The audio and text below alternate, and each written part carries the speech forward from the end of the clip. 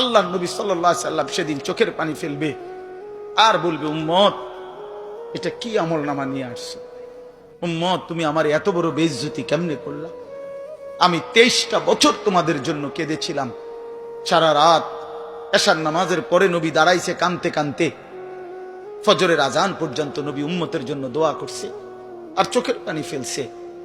তায়েফের পাথরের আঘাতে পিঠটা ছিদ্র করে ফেলছি, ক্ষুধার কষ্টে পেটে পাথর বেঁধেছিলাম।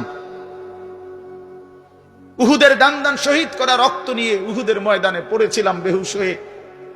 ঘরের চুলায় 3 মাস আগুন জ্বলে নাই।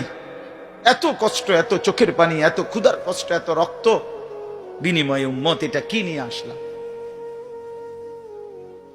নামাজ কই, সেজদা কই, রুকু কই, ফজর জোহর আসর মাগরিব এশা কই, হারাম থেকে বাঁচা কই, হালাল উপার্জন কই, জিকির কই, তেলাওয়াত কই, আমার সুন্নত কই? কেমনে এমনে ভুলে গেলা উম্মত? আমার এত বড় বেইজ্জতি কেমনে করলা? আমার এত বড় অপমান কেমনে করলা?